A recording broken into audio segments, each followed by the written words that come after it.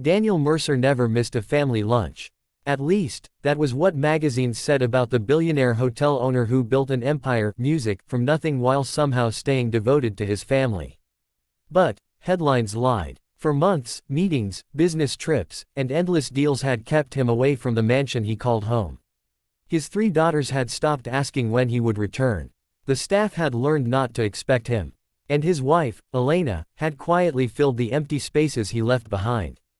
That Friday afternoon, Daniel canceled a meeting unexpectedly.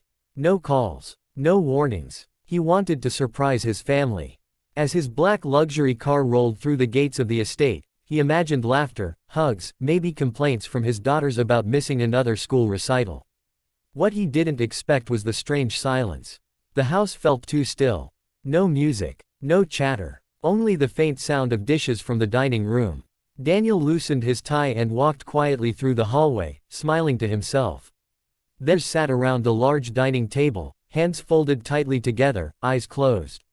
3 identical little girls in pale pink dresses. Across from them stood Maria, the young maid who had worked there for nearly a year, placing plates of spaghetti onto the table. But it wasn't the food. It wasn't the silence. It was what his youngest daughter whispered. "Please let Daddy come home before Christmas this time." Daniel stopped breathing. Christmas had passed 4 months ago. His middle daughter added softly, "And please let Mommy stop crying at night." Maria lowered her eyes. The oldest daughter spoke last. "And thank you for Maria, because she stays when everyone else leaves." Daniel felt something crack inside him. He stayed hidden for a moment longer, hearing words no father ever wants to hear. "Do rich people work because they love money more than family?" One daughter asked quietly. "No," Maria answered gently while setting down another plate. "Sometimes adults forget what matters, but hearts can remember." Daniel stepped forward accidentally, his shoe scraping the floor. Every head turned. His daughters stared as if seeing a ghost. Then suddenly chairs moved backward. "Daddy," one whispered. 3 small bodies crashed into him at once. Daniel dropped to his knees, holding them tightly while fighting tears. Elena entered from the kitchen carrying juice glasses and nearly dropped them when she saw him. Her smile appeared first, then confusion, then something harder to describe. Hurt mixed with relief. Lunch became awkward after that. Daniel sat quietly while everyone ate. He noticed things he had ignored for years. His daughters looked taller. Elena seemed tired. Maria served herself last after everyone else had food. When the girls laughed with Maria, they looked more comfortable around her than him. That realization hurt more than any business loss ever had. Halfway through lunch, Daniel asked casually, "So, what's everyone been doing?" The table went quiet. "School," one daughter answered. "Dance competitions," another said. "Science fair," the third added. Daniel forced a smile. "That's great." Then came the question that destroyed him. "Do you know which one of us won the science prize?"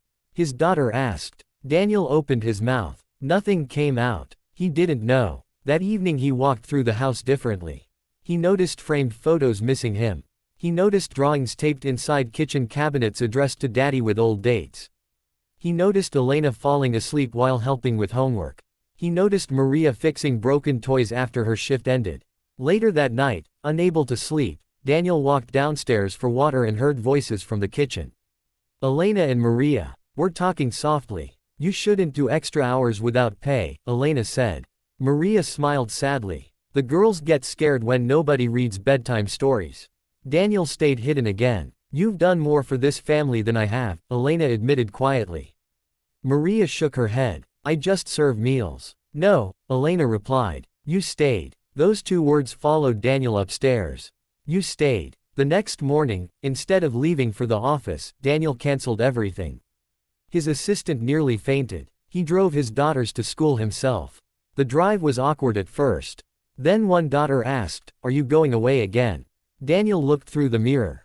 "Not like before." Another asked carefully, "Promise?" He answered slowly because promises mattered. "I'm going to try every day." Change didn't happen magically. The first week was difficult. Daniel missed meetings. Investors complained. He attended dance recitals and answered work calls from parking lots. He burned pancakes during breakfast duty. He forgot costume day once. But he kept showing up. Months later, during another family lunch, the dining room looked different. The girls laughed loudly. Elena smiled more easily. Daniel served pasta while Maria sat with them instead of standing beside them. Family photo. One daughter shouted. As everyone squeezed together, Daniel around the table. The mansion was still expensive. The business still existed. But this moment felt richer than everything he owned. Before the camera clicked, his youngest daughter whispered, "Daddy came home." Daniel smiled. "Yeah," he answered softly. "This time I stayed." If this story touched your heart, don't forget to like, subscribe, and turn on notifications for more emotional stories that remind us what truly matters.